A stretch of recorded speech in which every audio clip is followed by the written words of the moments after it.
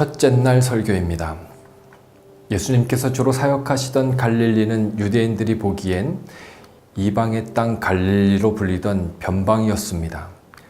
그런데 어느 날 예수님은 호수 건너편 두로와 시돈이라는 이방인의 지역으로 들어갑니다. 마치 휴전선을 넘어가셨거나 접경 지역의 마을에 가신 거나 다름없습니다. 거기서 딸의 병을 고치기 원하는 수로보니게 여인, 혹 가나안인이라고 불리는 이방 여자를 만납니다. 휴전선이나 국경을 넘어온 북한 여자를 만난 것과 같습니다. 그런데 예수님의 뜻밖의 말씀을 하십니다. 자녀의 떡을 취하여 개에게 던지는 것이 마땅하지 아니하다. 그랬더니 그 여인은 올소이다마는 개들도 주인의 땅에서 떨어지는 부스러기를 먹나이다 라고 말합니다. 그리고 그의 딸을 예수님이 치유해 주시는 결과가 나타납니다. 마태와 마가가 공히 전하는 이 말씀은 극단적 대립을 보여주고 있습니다.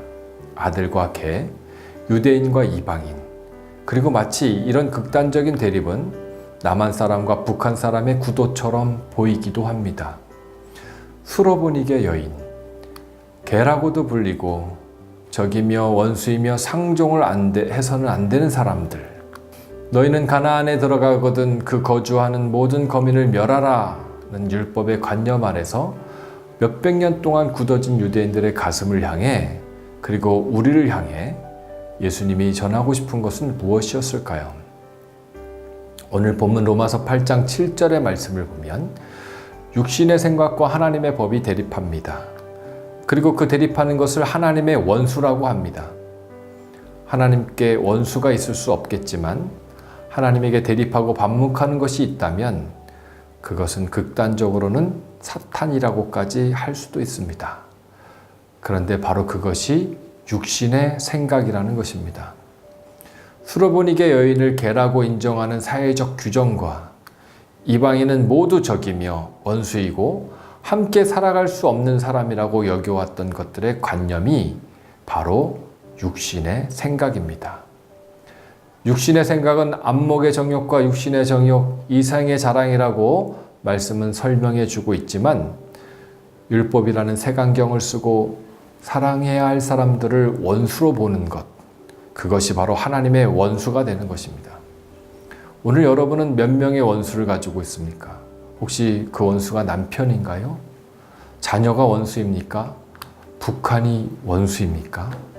괴수여 원수는 육신의 생각과 율법의 규정을 따라 정죄하는 우리 자신이라고 예수님은 수로보니게 여인을 둘러싼 군중을 향하여 외치고 계시는 것입니다. 우리는 시각을 바꿔야 합니다. 관점을 바꿔야 합니다. 시각과 관점을 육신의 생각과 율법의 프레임에서 복음과 생명으로 바꾸어야 비로소 생명이 살아납니다. 구원은 그렇게 이루어집니다. 수로보니게에 사는 이방 여인의 딸이 살아나는 것보다 더 중요한 것이 있습니다. 그것은 바로 그 현장에서 그 여인이 자신을 개라고 말할 때 그래 너는 개야 이방인들은 다 그렇지 라고 정죄하고 있는 군중들, 곧 우리 자신들이 정작 구원을 얻어야 할 당사자라는 자각입니다. 주인과 함께 밥을 먹는 사람들을 향해 주님은 수로보니게 여인의 믿음과 열망을 통해 말씀하고 싶은 것입니다. 관점이 바뀐 사람들은 용서하고 사랑하는 것 말고 우리가 할 수 있는 것이 아무것도 없다는 것을 알고 있습니다. 관점이 바뀌면 당신이 살아나고 당신이 바라보는 세상이 살아납니다.